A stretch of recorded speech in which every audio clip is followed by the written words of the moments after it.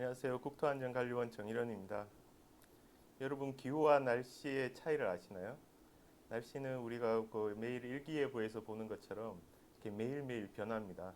그래서 날씨 예보를 보면은 오늘부터 뭐 일주일 정도의 예보를 하는데 날씨의 어떤 변동성이 크다 보니까 일주일 뒤의 날씨는 계속 잘 안 맞고 이제 예측이 힘듭니다.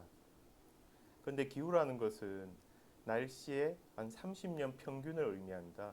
그러니까 30년 평균을 어, 기후라고 하는데 그러다 보니까 날씨에 비해서는 조금 더 예측성이 신뢰성을 가지고 있습니다. 그러니까 사람이 여러분이 만약에 몇 살까지 살 줄은 개개인적으로는 우리가 알 수 없지만 제 나이가 이제 40대니까 한국의 대한민국 40대 남자가 평균적으로 몇 살까지 살 수 있는지는 알 수 있는 거하고 같은 개념으로 보시면 되겠습니다. 그래서 이게 기후 변화라는 것은 어떤 이런 기후 평균이에요. 날씨의 평균인데 평균의 변화를 의미합니다. 과학자들은 지구가 기온이 어떻게 변했는지를 많이 이제 연구를 했습니다. 그러기 위해서 북극이라든지 이런 데 있는 빙하코어를 이제 채집을 했어요. 빙하코어에는 그게 이제 그 날씨나 기온에 따라서 어, 얼음이 쌓이는 두께가 바뀌겠죠. 따뜻할 때는 얼음이 조금 쌓이고 그 다음에는 추울 때는 얼음이 많이 쌓이고.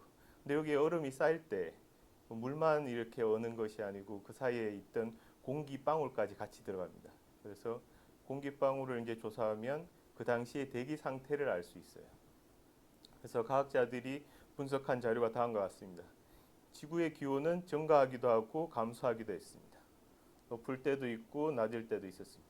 근데 과학자들이 또 하나 밝혀낸 것이 뭐냐면 온실가스의 대표적인 CO2가 기온하고 아주 밀접한 관계가 있다는 걸 밝혀냈어요. 기온이 높을 때 온실가스가 높고 기온이 낮을 때 온실가스가 낮다는 것을 밝혀냈어요. 그래서 기온이 높을 때는 당연히 얼음이 녹아서 해수면도 높겠죠. 그리고 기온이 낮을 때는 또 얼음이 증가하면서 해수면의 어떤 레벨도 낮아졌습니다. 그런데 이러한 변화가 자연적인 부분에서는 한 몇천 년이라든지 몇만 년에 걸쳐서 천천히 발생했습니다. 그런데 산업혁명을 지나면서 인간에 의해서 온실가스가 급격히 증가했는데요.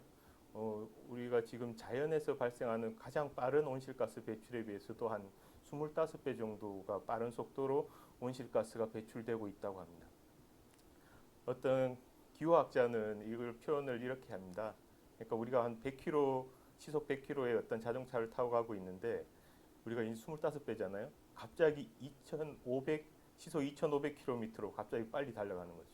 그만큼 지구의 어떤 변화가 급격하게 일어나고 이러한 변화로 인해서 생태계라든지 아니면 우리 인류의 어떤 삶에도 문제를 야기할 수 있다는 이런 공감대가 형성되고 있습니다. 여러분 이제 더워지는 지구가 좀 보이시나요? 이거는 더 이코노미스트라고 영국의 어떤 유명 경제지인데요. 여기에서 그림으로 보여준 거예요. 1850년부터 2000년도까지의 온도가 이렇게 점점 뜨거워지는 것을 보여주고 있습니다. 지구는 이렇게 뜨거워지고 있고 미래의 기후는 더 뜨거워질 것으로 예측하고 있습니다. 우리가 미래를 예측할 때는 몇 가지 시나리오를 가정합니다. 미래 상황이 어떻게 될지 모르기 때문에. 그래서 요 RCP 8.5라는 것은 우리가 온실가스를 계속 배출했을 때의 어떤 기후 모델을 이용해 가지고 모의하는 것이고요. RCP 2.6은 우리가 이제 온실가스를 이제 전지구적으로 합의해서 배출량을 줄였을 때 이렇게 이제 일어날 거라고 보는 겁니다. 요거는 전지구 모델이라고 해가지고 기후의 어떤 변화, 해양의 변화, 그리고 지표면과 대기의 어떤 상호작용 같은 것을 수치 모델로 해가지고 푸는 전지구 모델이라고 있습니다. 그 모델을 통해 가지고 예측한 결과가 되겠습니다.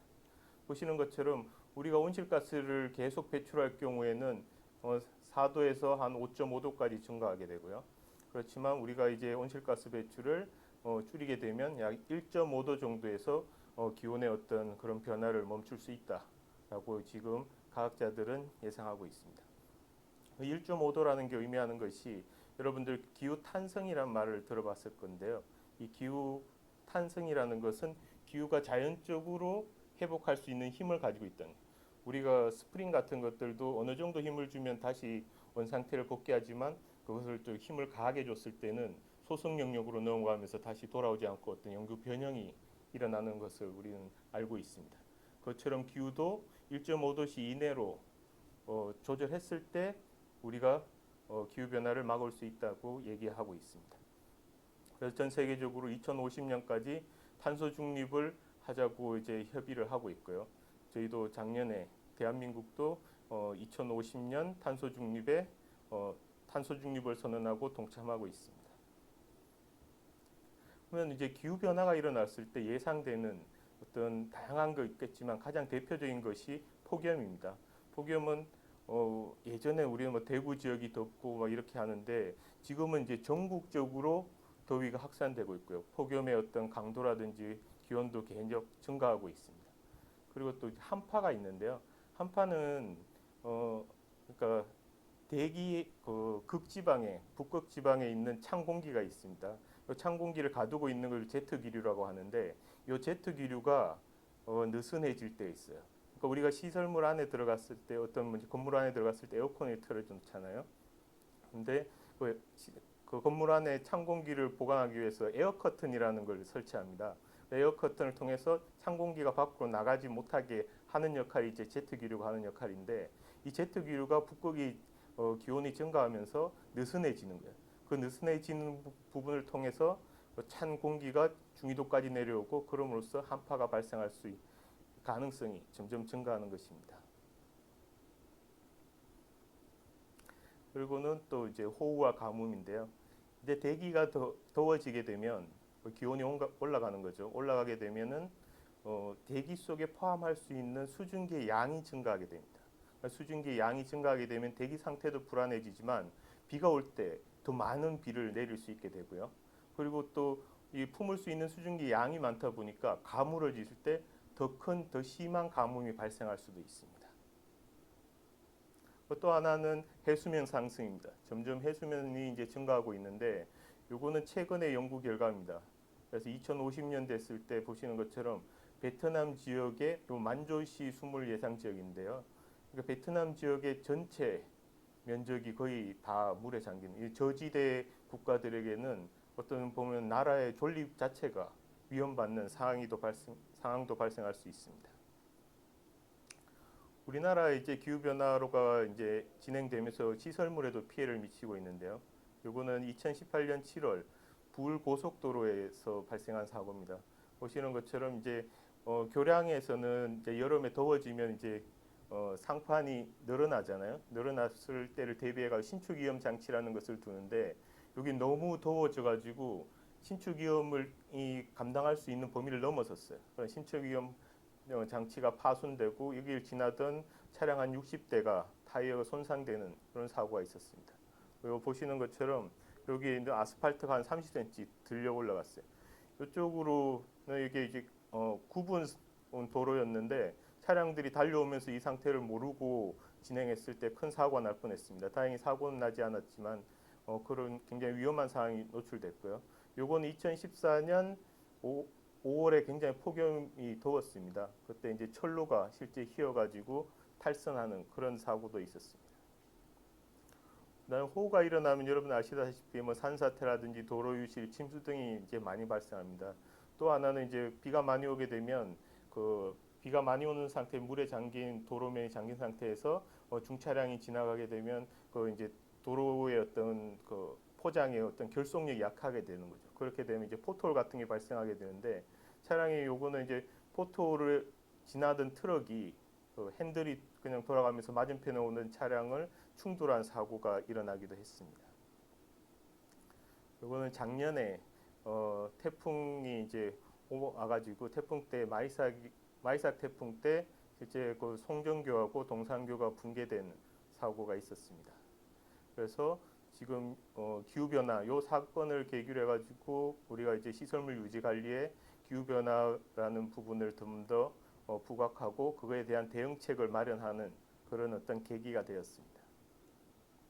해수면 상승은 우리나라에는 크게 문제가 없는데요. 이제 저지대 국가들에서는 이제 도로라든지 해수면 근처에 있는 시설물들 피해가 나타나고 있습니다. 그렇지만 장기적으로 봤을 때 핵발전소라든지 공항들이 대부분 저지대에 위치하고 있습니다. 이런 부분들이 해수면이 상승하게 됐을 때 어떤 대응책을 마련하지 않으면 심각한 문제가 발생할 수 있을 것으로 예상되고 있습니다.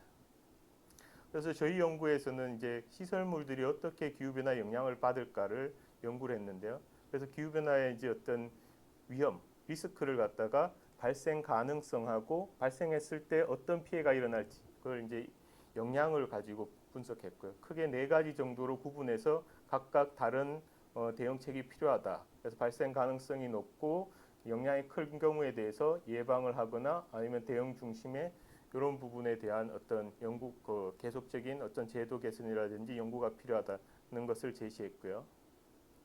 그래서 저희가 이제 대표 시설물을 가지고 이제 기후변화 영향 평가 방안을 제시했는데 이때는 이제 산대 저수지 붕괴라든지 계연 저수지 붕괴, 그다음에 미국 오로빌 댐 붕괴로 트럼프 대통령 때였는데 좀 비상 사태까지 발생했었습니다. 그래서 저희는 이제 저수지 위험에 대한 정량적인 기후변화 영향 평가를 하는 방안을 제시했고요.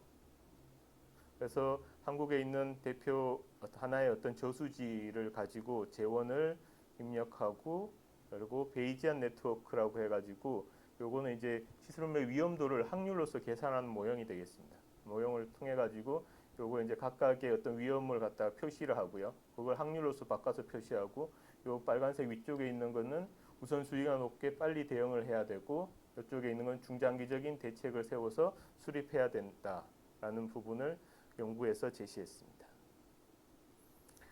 지금 전 지구에 있는 전 세계 국민들뿐 아니라 국가에서 다 1.5도 이내로 지구의 어떤 온난화를 방지하려고 모든 노력을 하고 있습니다. 그렇지만 일단 기후 변화가 진행되고 있는 건 사실이고요. 기후 변화로 인해서 시설물 유지 관리라든지 안전에 문제가 발생하고 있습니다. 이러한 부분에 대해서 우리가 미리 사전에 준비를 해가지고 국민의 안전과 시설물의 어떤 유지 관리를 통해 가지고 우리의 어떤 더 나은 안전을 확보하는 그런 사회가 되었으면 좋겠습니다. 네, 감사합니다.